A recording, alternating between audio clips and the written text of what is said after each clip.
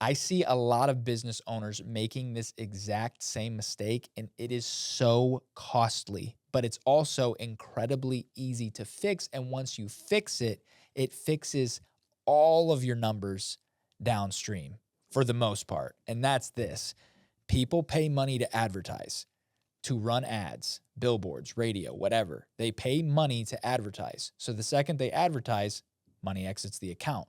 Now, their goal of advertising is to generate awareness of their brand. And really, what they're trying to do is get people to contact them. And if they get people to contact them, then the next step is to turn that contact into a sale. And a lot of people make this huge mistake. They go right from, I ran the ad, I spent the money, I got to get my money back from that ad, so I got to sell these people. But there's an in-between step. And if you miss this in-between step between getting the contact information and going right to the sale, if you miss the in-between step, selling will always feel hard for you. But if you master it, selling becomes easy. And that's what we're talking about today on this episode of How to Get Customers. Again, my name is Joey Nagel, and this is my business partner, Nick Pilson. We co-own a company called Collab Studios, where we help businesses, a lot of businesses in the service industry, home services specifically, generate leads, and not just generate those leads, but turn them into actual customers that pay them. We've done this for companies all across the country and have helped companies generate over $100 million in sales. And we're here to show you everything we know so that you can just copy and paste into your business. Yep. Agreed. Sweet. Nick, short and sweet. So we talked about the misconceptions in the intro, right? I see a lot of business owners make that mistake of like, hey, we've got somebody who called in for a quote on a specific project, and what they'll do is they'll just send them the quote, right? Yep. It's like, hey, Nick, let's just pretend you own a roofing company, or pretend I own a roofing company and you're calling to get a quote on I love roofs because they covers everything. No pun intended, but literally covers everything. But Nick, let's just pretend you're a customer, you need a new roof, and you're looking for a quote. I'll do a bad version of it first. So I'll show you the bad version, and then throughout the episode, we'll show you exactly the type of script to use, a template, obviously change it to your style, whatever. I don't love the word script, but give you an exact template you can use and adapt to turn this guy who's calling you for a quote into your best possible chance every time, into turning that into a sale. And we're going to show you right now exactly what not to do. If you do it the way we're about to do it, you're going to have your best possible chance of turning it into nothing. Yeah. No sale. Lead. Dead sale. All right. So Nick, you filled out a form on my website. You want a quote for a roof. I'm going to give you a call, and we're going to do it the bad way. Beep, boop, boop, bop. Bring, bring. Oh, potential spam. Hello. We'll have to talk about that in another episode of how to get rid of potential spam. Hey, Nick, this is Joey with ABC Roofing. I saw that you wanted to get a quote on your new roof. Yeah. Yep. This is Nick. Yep. So yeah, our roofs usually range somewhere between $15,000 and $25,000 on average, depending upon what you're looking for. How soon were you looking to have us come out and get that replaced for you? Yeah, I actually wasn't even looking for a new roof. I was just I need some repairs done on mine. I've got some shingles coming off, and I just don't want water coming through and leaking into the attic. I see. Yeah. So repair work is a little bit, trickier and whatnot. But yeah, we could come out and look at it. Usually our repairs are, going to be like, somewhere between $250 and $500, depending on the repair and whatnot. So when did you want us to come out and get that repaired for you? You said like 250 to 500. Yeah. Okay. My wife will be home later today. Let me check with her and see when one of us would be home, and then I can just give you a call back, and maybe we can schedule something then. Okay. Yep. Sounds good. Just give us a call. All right. Sounds good. See ya. Bye. Are you ever gonna call me back, Nick? No, I didn't like the 250 to 500. I was gonna call someone else, see what they were gonna say. Maybe we should just call the someone else and see if the someone else does it the right way. Let's do it. All right. Version 2. Version 2. So you submitted a quote on ABC's roofing. Now you're calling XYZ's roofing, or they're calling you because they got your, however it happens, right? Yep. So XYZ is going to call you now. We're going to do this the right way. Then we're going to break it down. So don't try to analyze what I'm doing on this call currently.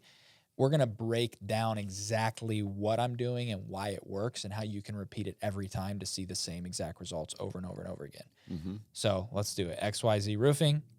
I'm going to give Nick a call. I just saw that he submitted a form on our website, wants to get a quote. All right.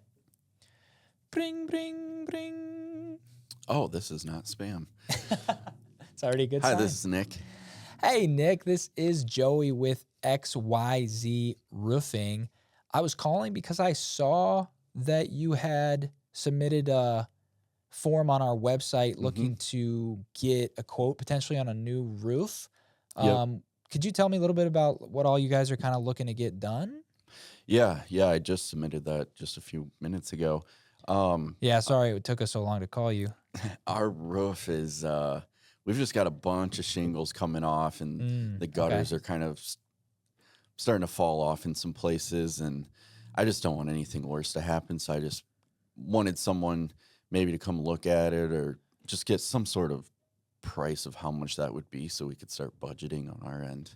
Yeah, absolutely. Are there any specific areas that you're more concerned with than others? Like, are there leaks happening in the house anywhere? Is there any? No, not that we've noticed, but I haven't gone up there or anything. Okay.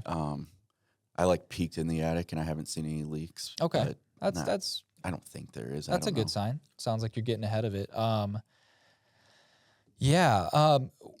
old is the home? Do you know when it was built, or I guess do you know when the roof was last replaced? I'm thinking it was, according to when we bought the house, it was about 35 years ago. I think the roof was replaced. Okay. And I'm not sure if anything in between there, but that was the last paper. That was the last time it was replaced. Okay. Yep. Yeah. And is it do you guys live in a 2-story, a ranch? 1 story. 1 story? Yep. Okay. Great. And now just to clarify, do you guys own the home or are you renting? We own it. You own it? Okay, Yep. great. Fantastic. Let me just put this information in the computer. Great. Okay, given that you own the home, we can actually provide you with a completely free estimate where we'll come out, we'll inspect the roof, we'll look at all the damaged areas that you said you're concerned about, plus a full inspection to see if there's anything else that you maybe can't see from the ground. We'll let you know of everything that we found, and we'll also go over the different pricing options. We do sell different lines. Our goal is to be able to sell something that can fit in anybody's budget. We also offer financing if that's something that's interesting to you guys. We have some 0% options as well. I know some folks like to take advantage of that.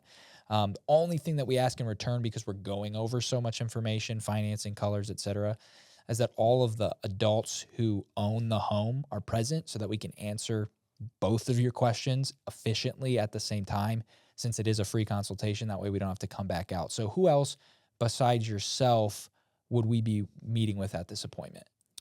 My wife would want to be there. Okay, great. And what's your wife's name? Bailey.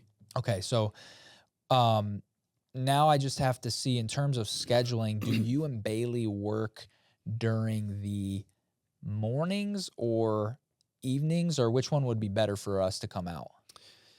Would you guys be able to come out later in the evening, maybe 6:30? Oh, yeah. Our last Okay. appointments are usually about 6 o'clock, but we could do 6:30. That should be Okay, fine. that would work good because we both get home later, so we would both be there then. Yeah, let me see what day I have my next available 6 o'clock. Okay, looks like we've got a 6 o'clock on Tuesday and a 6 o'clock on Wednesday. Which of those would be better for you? Let's do Tuesday. Tuesday? Yep. Okay. Got it down for Tuesday.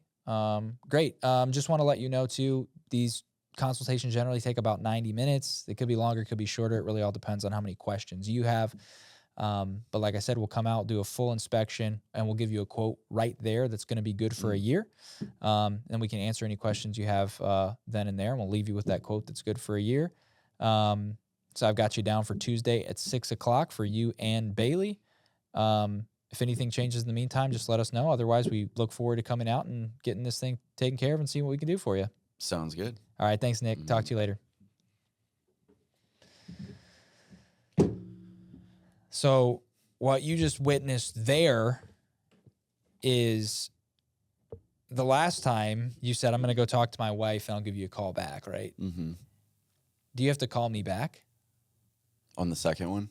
Yeah. No. No call Just have back. to wait till Tuesday night. Yeah. You have to wait till Tuesday night, right? Now, do you want me to come on Tuesday or do you want to cancel it? I want you to come because you're actually going to look at my roof. I've never been up there, so I don't know what's going on. I don't know anything about roofing. So I want someone to go look at it, tell me what's all wrong with this. It's completely free of someone doing that. Yep. And then they get to tell me how much it would be. Yep. And I don't have to pay a single dollar to know everything that's wrong with my roof. Right. And we're going to leave you with a quote that's good for a whole year. I love throwing that in there because then people who feel like, oh, do I have to sign today? No, you don't have to sign today. Right. Yeah, so if you're a viewer and you're watching, the difference between those two, not subtle. The differences aren't subtle at all. The first one was a very eager person who's spending a bunch of money on ads who wants to get their money back, and they're really focused on their problem. And their problem is, I spent money on ads, I need my money back, or I got to make payroll or whatever. So they're trying to get to the sale. But what they don't realize is getting to the sale that quick is like starting off on a marathon running super, super, super fast. And if you're just trying to go straight to the sale, you're like that marathon runner who is starting off really fast, and you're going to be looking like you're winning for a very short period of time. And then all of a sudden, everybody's going to pass you because they're pacing themselves. They understand that there's a process and a system, and you're going to end up potentially risking not crossing the finish line or not getting the sale simply because you started off too hot. It's exactly the same in sales. If you start off too hot and you're trying to go right for the kill, right for the sale, you're going to lose even potential phone calls. And now that person that I paid money to talk to you on the phone both times. But now if you never call me back, I don't have a chance of recouping that money at all. Right. So you can see that it's actually more expensive doing it the first way, even though it might seem like it would be better because of course my goal is to get a sale, right? Whereas, so ABC's roofing's goal in that scenario is to get a sale. XYZ's roofing in that scenario, his goal is to see what the customer actually needs. Right.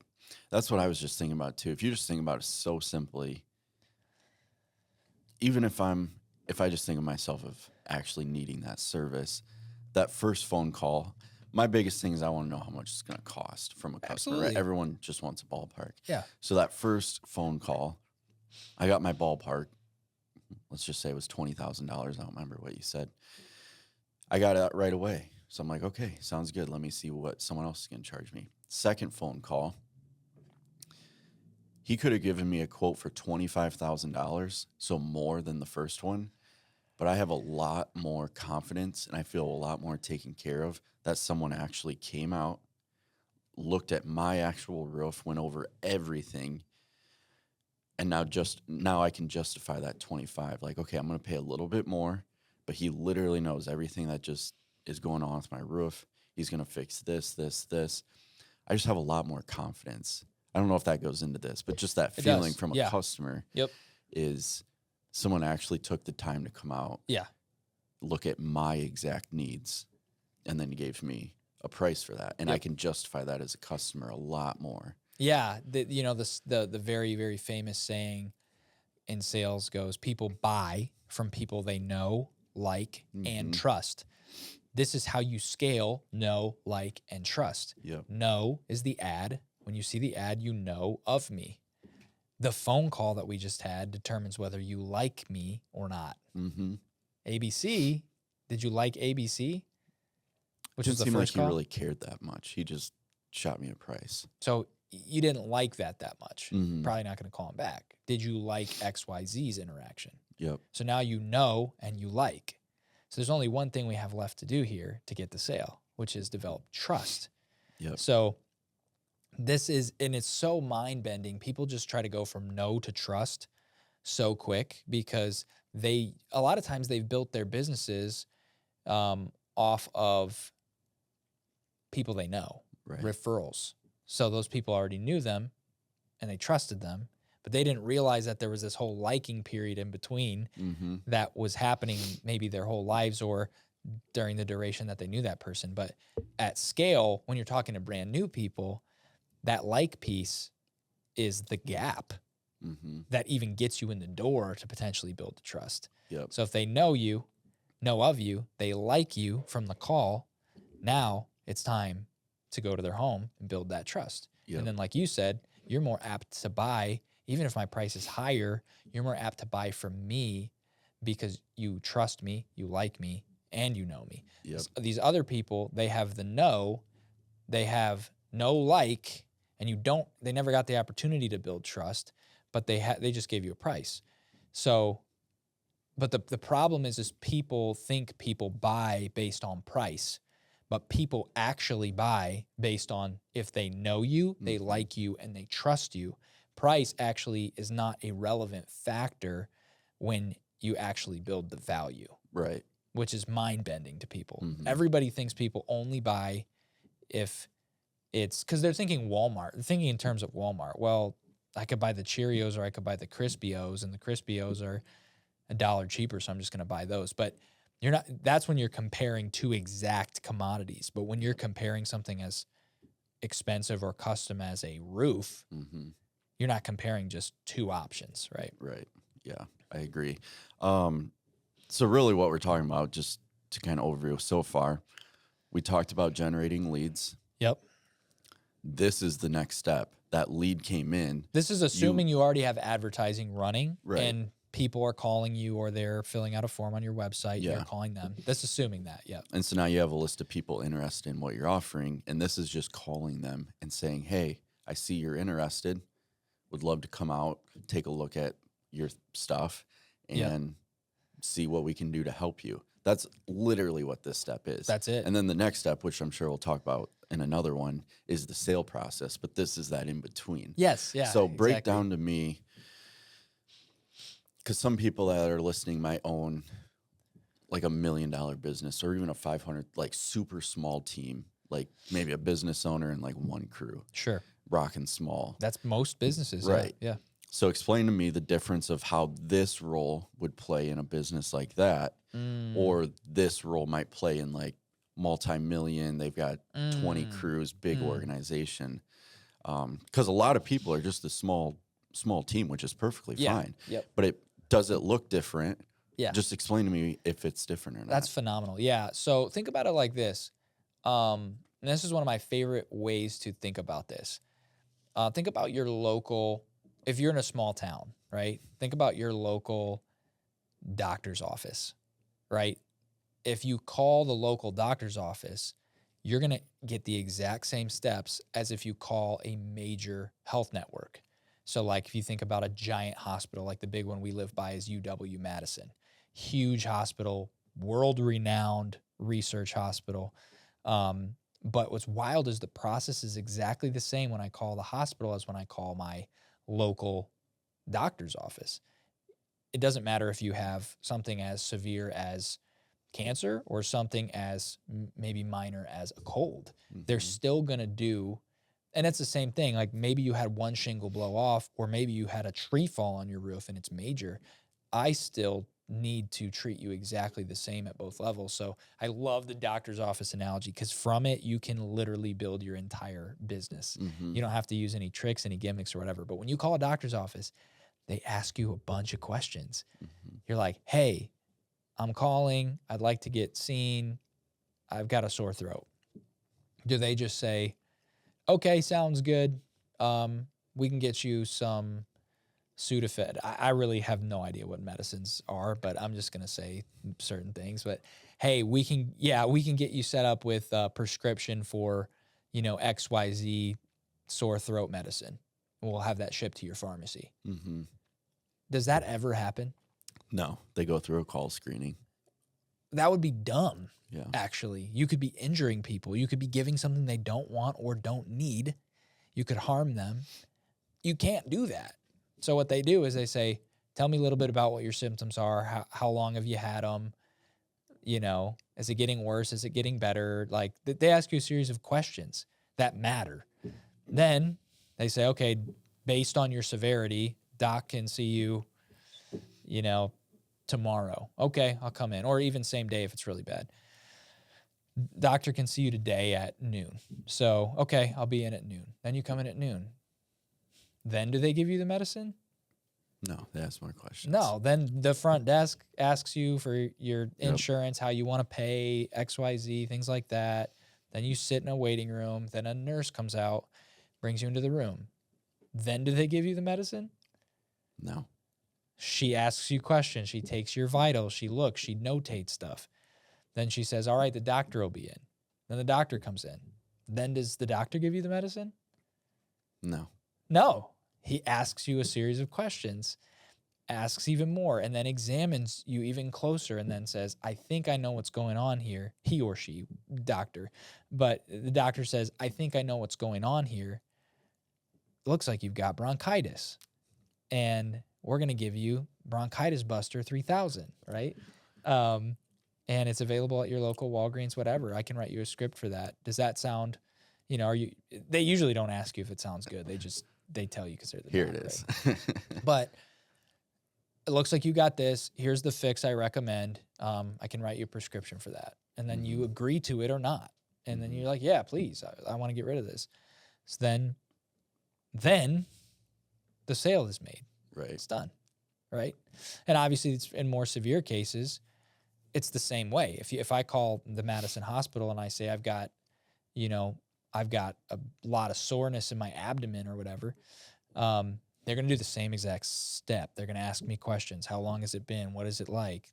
You know, what does it feel like? Scale of 1 to 10. How severe do you think it is? If they think it's super severe, let's get you an ambulance. Ambulance brings you in. Do they fix you right then and there? No.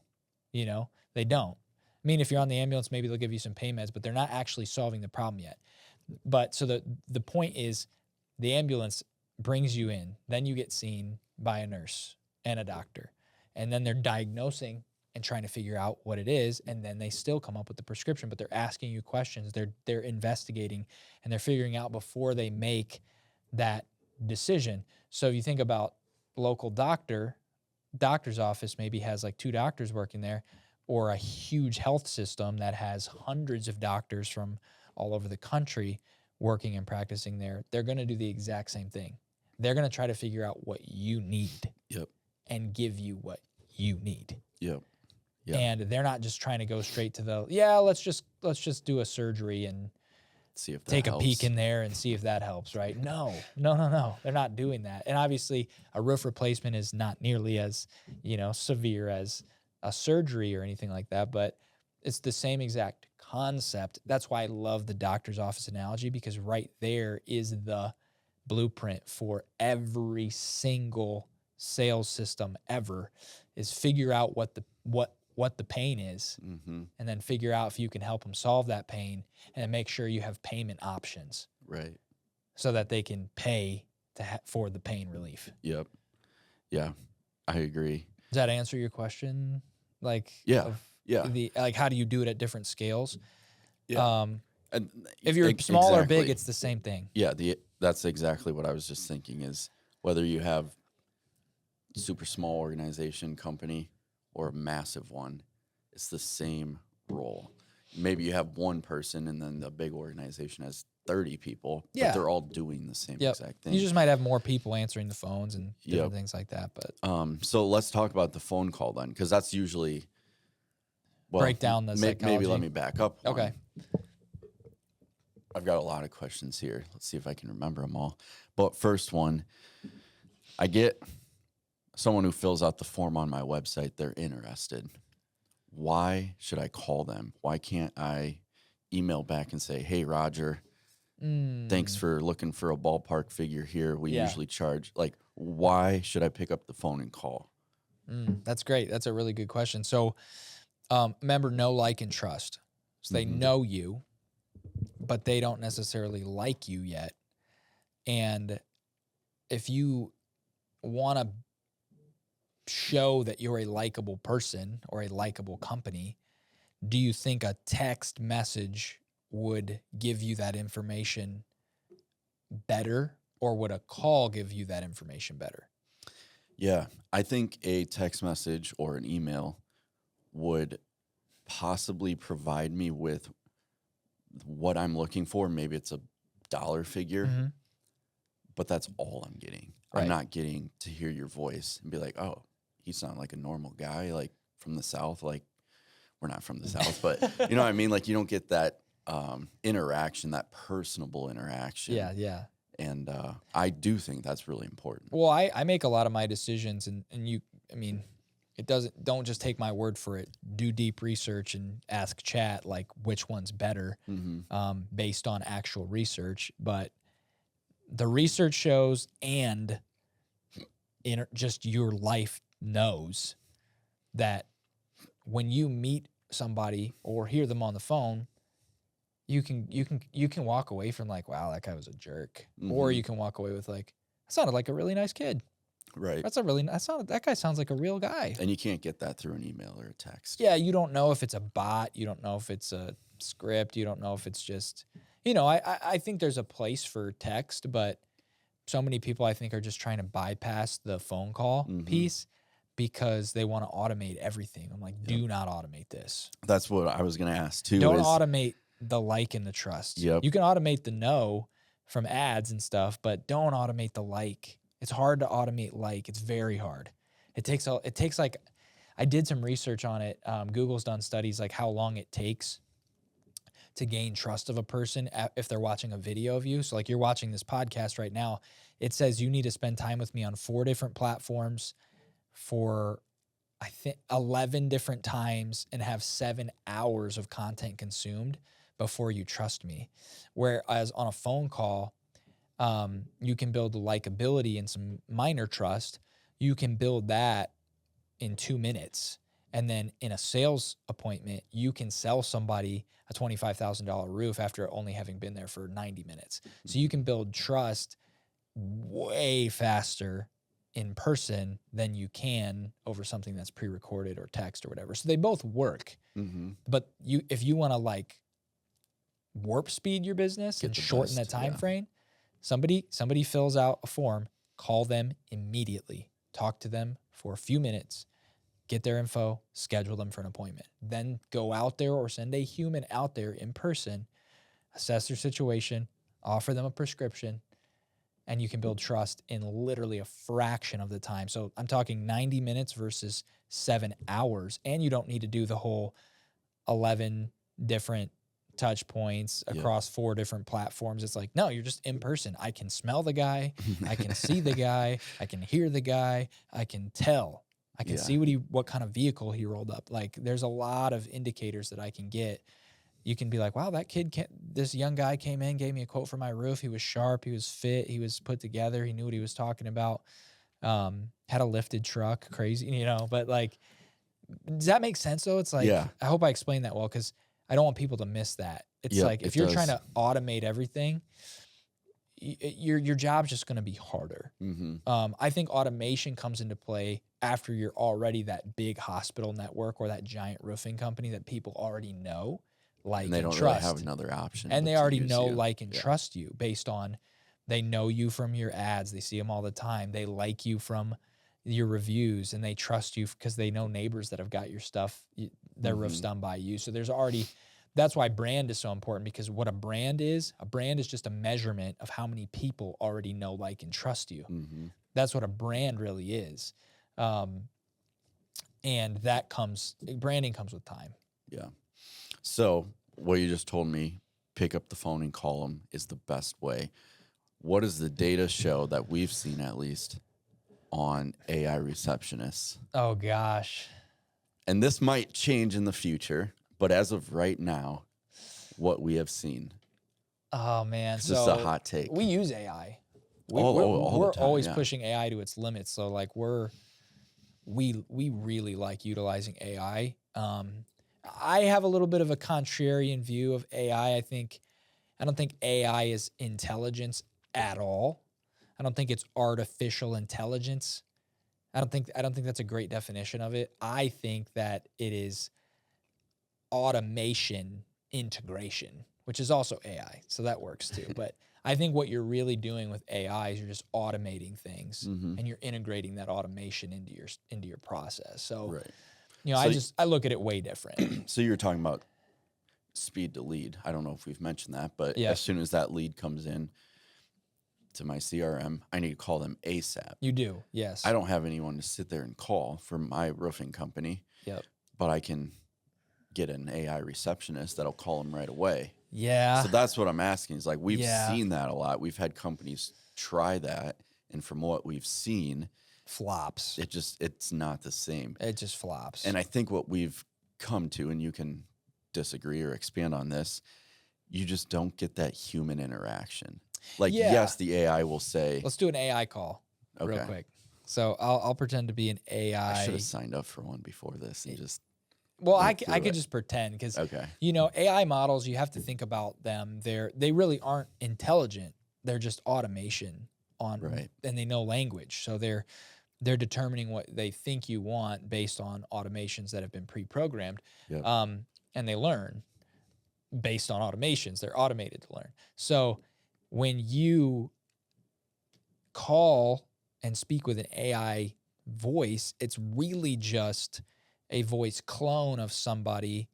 And then on the back end, they're basically just on ChatGPT. Right. So exactly how ChatGPT talks to you is how this person will talk to you, but it will be, or I should say this agent will talk to you, Mhm. but it will just be via voice. So Yep.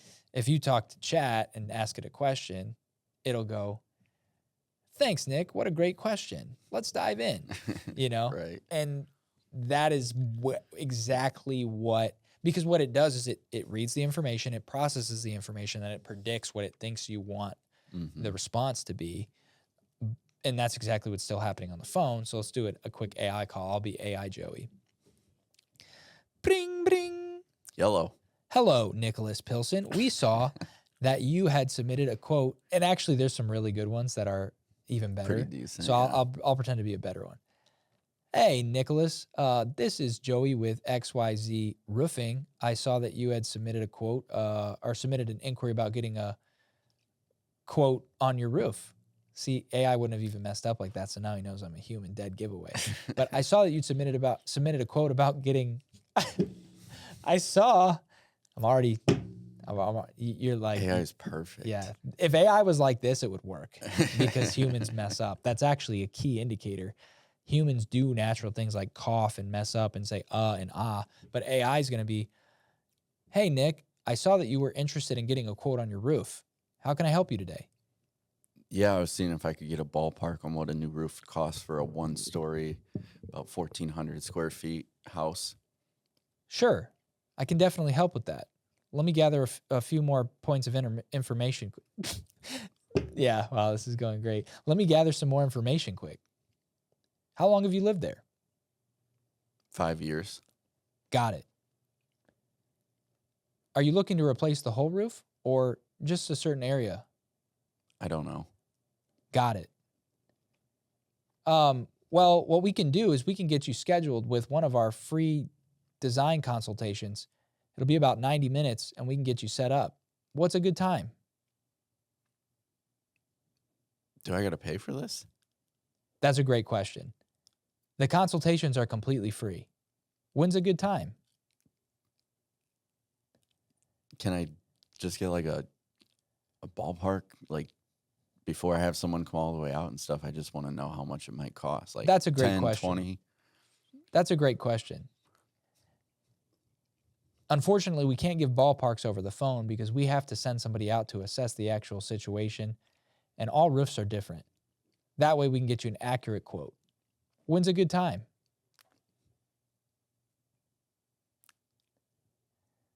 Tomorrow night. Got it. Tomorrow night. Does tomorrow night at 6 p.m. work? 6:30. Got it. We don't have anything available for tomorrow night at 6:30 p.m. How about Wednesday? Can't do Wednesday. What Got about it. Thursday? Yeah. So you get the point, right? I think the biggest point is you're talking about this whole step, the calling people back, is the liking. Mhm. And Can you ever like AI? right, there's just emotion, I think, that's transferred between two humans. And like, I'll use the word energy. I know sometimes that's whatever, but like energy that No, it gets is. transferred Yeah. between two That's true. humans just by speaking. Mhm. Like you took me on the AI phone call, then they will do this. Like some of them are great. They will take you from answering the phone to getting you a scheduled appointment. And like they will follow each step. But what it's not doing is giving you the transfer of energy, that emotion back and forth. Like I have a struggle. Now I actually hear the inflections in your voice of you understanding my struggle and you want to help with that. That's what I think is missed. And we've seen it, at least with who we've worked with, the AI receptionists. We've had massive companies try it and try to use it, and it does work. Like it's not like 0 at bat, or it's not 0-0. Yeah, right. But the data just showed like picking up the phone as a human being works way better than a robot. Like customer or leads, from what I heard, were getting angry that an AI person was calling them. And so it only works for the ones who was already gonna work on anyway. Right. So it's only working on those people who called the company that already know, like, and trust the company. Yep. So they're cool with scheduling with an AI bot because they already know, like, and trust the company. Yep. So the call center is not for those people. It's for the people who don't necessarily like us yet and want to see if they can trust us. Mm-hmm. And if you're building your call center based around all the people who already know, like, and trust you, then you're dead in the water, because most of the people who are going to be calling you, especially if you're a new business trying to grow, they don't know you, they don't like you, and they definitely don't trust you yet, or they don't know if they like you yet, I should say. So you should build your call center, or whoever's going to be calling these people, these leads back, you should build that team based on the premise that your job is to basically be likable as a company. Like, you're proving that. Have you ever like answered the phone and no offense to foreign call centers at all, but have you ever answered the phone and you can hardly understand the other person on the other line, and you're like, I just want to talk to somebody who understands me, right? Or if you're talking to a AI receptionist and you're like, talk to a human, 00000, throw a phone, like, buy new phone, see if I can talk to a human, right? Now my phone's broken and I have to go through an AI receptionist to get a new phone. Great. You know? But that's the point. It's like, if remember how we started off, like the old adage, people buy from people they know, like, and trust. You can trim that down to just this: people buy from people they know, like, and trust. People buy from AI bots they know, like, and trust. Less. Right. Yeah. And if they're doing it, it's because the people behind the thing is a brand they already know, like, and trust, right? Yep. Okay. So far what I've gathered, I need to physically, or a human needs to physically call people as quick as possible when that lead comes in. We have a thing that says speed to lead, like under 2 minutes, I think is what It's a standard. Yep. So within 2 minutes of someone filling out the form on my website, I need to be on the phone with them. Yes.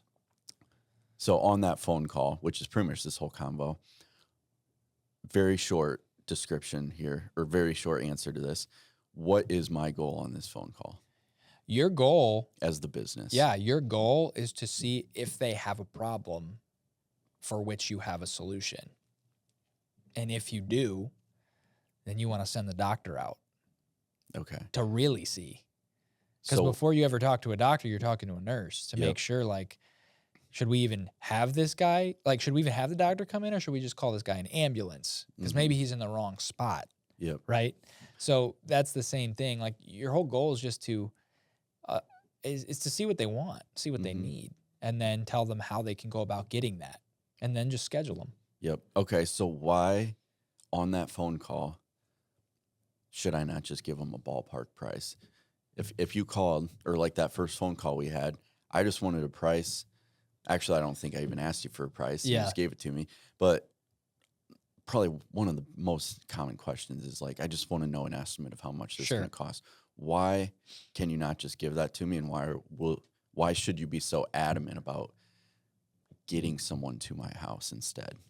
Because no one buys based on price, ever. Like Mhm. no human makes a decision to purchase something because of price. So me giving you a price would be a disservice to you because that's not why you're going to buy it. And that's also not, it's not the only factor that would cause you to buy it That either. exactly reflects Yeah. our first phone call Yeah. where you went straight price to our second. And exactly my answer was, you could have charged me more, but I felt a lot more confident Yeah. in what I actually would have gotten. Consumers think that they buy based on price because Walmart and Mhm. gas and things like that. But really what they buy, the only things they buy based on price are commodities. So meaning like, well, gas is $2.59 at this gas station, but Yep. across the street it's $2.49. The line's going to be out the door at the other one because Yep. it's not different. There's no difference. But in a roof, there's a lot of nuance Mhm. and it's a lot of money. It's not just like $2.59 a gallon, right? So, but even so, even beyond that, some people would still rather go to their favorite gas station and pay a little bit more. That's Right. what I do. I'd rather just go to my gas station that I know, like, and trust Right. rather than be a price shopper. And most people, they're not buying on price. They Mhm. think they are, but really what they're looking for is value because price is not a full picture. Because if I tell you, if I put two pairs of sandals in front of you and I say, these are 20, these are 100, which one do you want? Depends. Right. Well, these are Birkenstocks. They come with a lifetime warranty. They're going to last 5 to 6 years. They're really good for your feet. They're really good for your spine. They're really good for your everything in your body. Mhm. And this is their doctor recommended. These are Target Birkenstocks, and they're $20. I don't know anything else about them, but they're $20. Yeah. They usually last about 6 months. So which one Right. is actually the better price, quote unquote? Right. Yeah, that literally is, you serve me the price, I'm going to go with the cheapest one. But if you get an opportunity to provide me with the value that goes along with the price, that's the whole point. Yep. The other thing I thought of is you can talk more about this, is these phone calls, I feel like, this is just me, a big part of this job is just fighting rejections from someone just wanting a ballpark. Yep. So go through, I don't know how much time we have left, but go through some of the common objections that you've seen. And I know getting an estimate is probably one of the biggest It's the ones. biggest one, yeah, for sure. But it's all about fighting rejections Yeah. in a very polite and helpful way to get to let's get someone out to your house. That way we can really answer everything you're asking me. So just talk some about that. Yeah. And, from my experience of literally being in the call center and making these calls myself, training call center teams, building call centers, and consulting for companies, that is the biggest objection. It's just like, I don't really need somebody coming out. I just need a ballpark. Mm-hmm. So that's a big one. But Because you could cave right there. you can and be cave like, okay, right Johnny, it's there. going to be 10 grand. Yep. Like maybe. Yeah. But that guy's just a price shopper. Right. He's a tire kicker. He's probably not going to go with anybody. Anyone of value, probably. He's just going to go with the cheapest. He's looking for the cheapest, or he's going to do it himself. And then he'll call you 2 years later. Yeah, to repair it. Yeah. And then he's not going to want to pay even your repair fee, right? So, and oftentimes the cool thing about price shoppers is like you don't even need to necessarily worry about them or deal with them, Mm-hmm. because you don't even want to. If you have to drag that guy in, you're gonna have to drag him around. Yeah. You don't want to drag people in. Like, just that guy's not a good fit, right? Yep. But the really cool thing is, we don't get a whole lot of objections when you ask questions. Sets it up nicely. That's why I said it makes it easy. Mm-hmm. Like, what objections do you have to me asking you questions about exactly what you want? Right. You didn't object at all. Yep. Your objection was, I got to talk to my wife on the first one, Mm-hmm. which is a common objection. But that objection just is literally you just saying, I don't trust you. Mm-hmm. That's just a way you're saying, I don't trust you. And I definitely don't like you. And I'm going to tell my wife about this terrible interaction. That's what you're talking to her about. So I think that the wild thing is, it's like you asked, like, how do you handle objections? You handle objections by not getting them.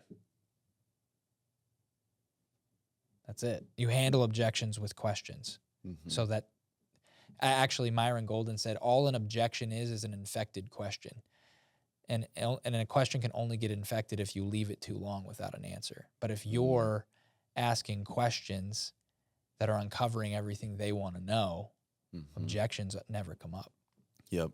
So do you have a common phone call strategy? I'll say I do. So like let's say I own a business. I don't have anyone to pick up the phone, but I want to implement this. Yep. Like, this conversation has made sense. I'm going to start doing this myself until I can hire one person to do it, until I get That's a my great way to start, receptionist too. to start it. Yep. What do I even say? Like, where do I even go with it? I'll give you exactly what you want. I'll give you the exact script. Anybody watching, you can plug your own business name into this, listen to what I'm saying. You could even punch it into ChatGPT and say, write me a script based on what this guy said and make it for my business. And it will work.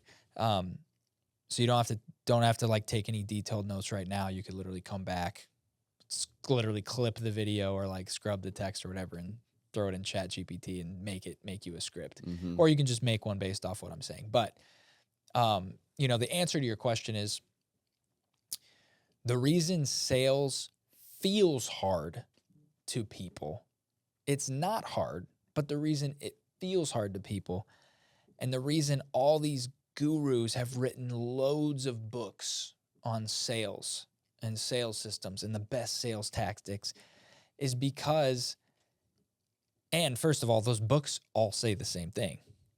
So why do they keep being written, and why do people keep reading them, and why do people keep buying them? Well, all of those books basically are summed up into one sentence. And all of them are just simply trying to help selfish people learn how to act selfless. That's it. They're just trying to show selfish people how to appear selfless. So sales guys are selfish when they start out. They want to make money, which is a selfish desire. But the only way to make money is to help somebody and solve somebody else's problem, which is actually a selfish action. So sales guys really struggle in the beginning because they're having to train themselves how to pretend to care about people. Right. And then the ones who get really good at it, they think they're just pulling fast ones on people. They just closed another deal, baby. Like, we got them. They think we love them and care about them. But what they're really doing is they're actually just acting like they care about people. When in reality, if you just care about them, you don't have to learn any sales techniques. Right. So I think it's the same thing with the phone call. I know it's exactly you the have same like thing. A structured script that gets tweaked depending on what it is. But at the end of the day, like, I've had to do this, and I hate getting on the phone, but it's exactly what you just said. It's, can I actually help this person? It kind of goes back to what we've talked about previously about listening. Yeah. Can I actually help? And then what's the best way I can help them? And maybe that's to get someone out there to take a look at this closer for them. So I don't have to necessarily be like, oh, what line do I say? What are they going to say? Exactly. It's just like, yeah, just come from such a peaceful place. The script is a of actually template. wanting- Right. It's not a hard. Make sure you say yes here. Yeah. So the template is this. I call you because you inquired about something. I call you and I say, hey, this is Joey from XYZ Roofing. Am I speaking with Nick? Yes. I love how you said yes right away. So I just got you to say yes as the first thing you ever say to me is the word yes, which is pretty crazy. People way underestimate the intro of the script. And that's not a psychological trick. It's just good manners. Most people call, dude, you wouldn't believe. I literally hear new call centers, new call center trainees, companies. You'll call them and they'll be like, hello? Yeah, is this ABC Roofing? Oh, yeah, this is. Or they'll call you and they'll be like, hey, is this Nick? Mm-hmm. Yeah, this is Nick. But if I immediately call and be like, hello, is this Nick? You're going to be like, yeah, who's this? Mm-hmm. Immediate distrust. Right. Instantly. So what you want to do is just tell them who's calling and ask if they have the right person. Mm-hmm. It'll change everything for you. It actually makes calling people way easier too. Because then if you have the wrong person, be like, my bad. I'm sorry. Either somebody doesn't like you and they put your number in, or I got it wrong. I'm sorry, right? Joke. Laugh with them. Have fun. But yeah, so intro is, and that's very important. That is like secret sauce right there, which it shouldn't be secret. That's why I'm giving it away, but it's secret. As of now, it's in the vault. So I'm like, hey, this is Joey with XYZ Roofing. Is this Nick? Mm-hmm. Yes, it is. Oh, great. I was calling because I saw that you had inquired about getting a quote on a roof. Tell me what's going wrong. Tell me what's going on with that. What did I do there? You asked me about myself. Well, or my I own stated problem. that I saw that you did something, Mm-hmm. and now I'm calling to see what the problem is. Right. You said you had a problem. I'm calling to see what that problem is. Mm-hmm. So does it sound kind of mind-blowing, or does it sound like this is just naturally what you would do? Yeah. It's simple. Yeah, it's not and it's just mind-blowing. following the structure of the phone call conversation. Say hello, tell them who you are. Yep. I see you contacted us. Tell me more about what you're dealing with. And then you'll probably move into, okay, that makes perfect sense. Here's a couple extra questions Yep. that we have so we can get to understanding how we might be able to help you more. Yeah. I see a lot of call centers with that have low set rates, meaning that they don't, a lot of the leads they talk to, they don't ever turn into they set very few appointments. I see them make this huge mistake where they'll go, first they'll be like, hey, is this Nick? You'd say, yeah, who's this? Oh, this is Joey with XYZ Solutions, just calling to get you set up for that free quote. Mm-hmm. That's they're going straight for the kill. Right. Right? Instant money. Yeah. Instant. They're just trying to get to the point where it's like, we're trying to see if there is a point Right. to even talk to you further, right? Right. We don't know if there's a point to even get to, so we're just trying to figure it out, right? So then the next portion of the script is you tell me what's going on, right? And then I say, okay. And I'm just asking a few more generalized questions just to get an idea. How old's the roof? Mm-hmm. How long have you guys lived there? Just trying to get to know you a little bit, right? Like, Right. who is this customer? It's a real person. And then I want to know if you own the home. You have to ask that question. So I'd say, yeah, how long have you guys lived there? You know, X, Y, and Z. And just to confirm, do you guys own or do you rent?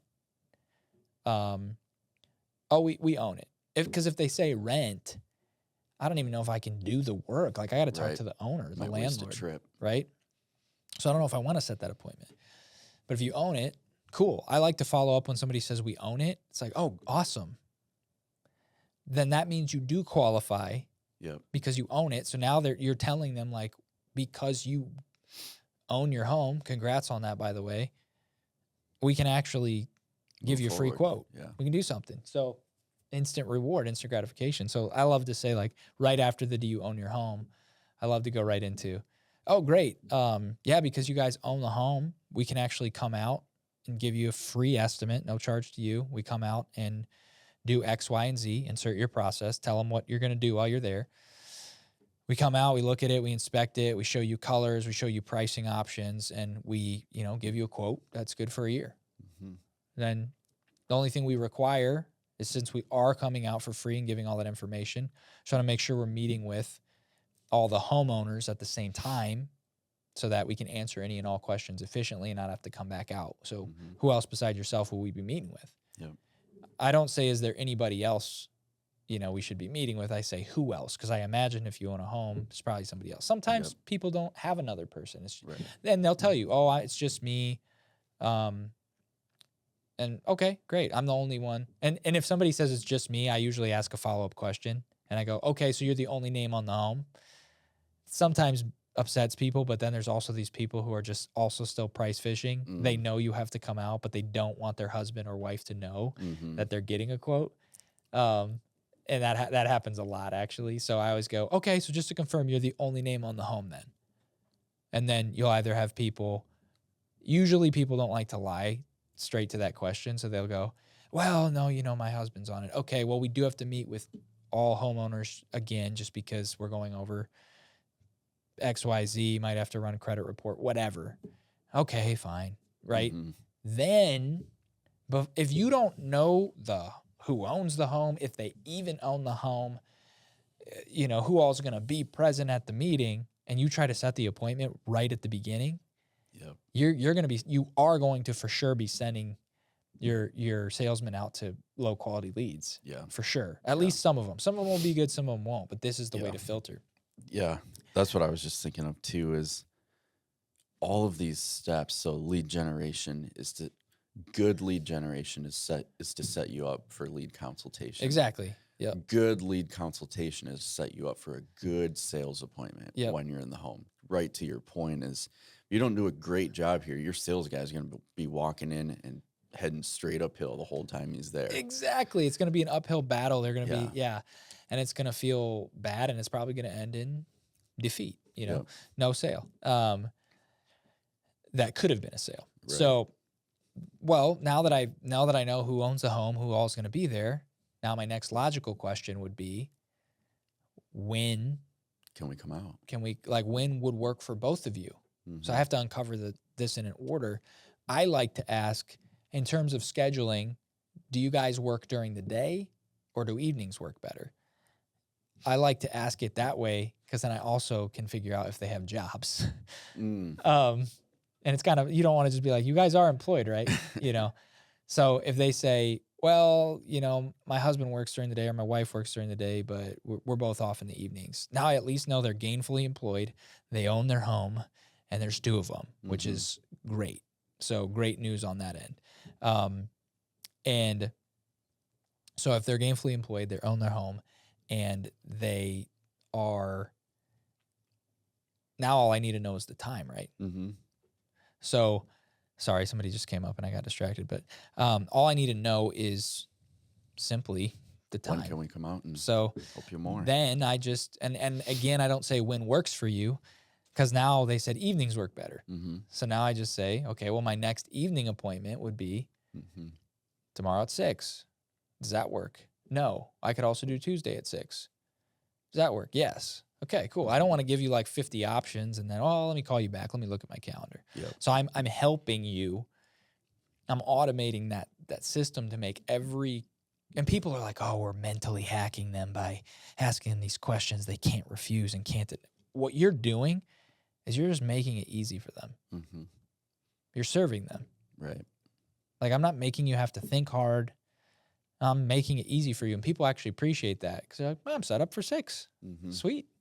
I didn't have to think too hard. I didn't have to do a whole lot of work to get there. If you make it like an exercise to have to get a quote from you, people don't like exercise. Yeah. They're not going to do it. Yeah. You don't want to have a staircase for people to climb, but they do have to climb. So just build them an escalator. Yeah. Yeah. There's no point of reinventing the wheel. Yeah.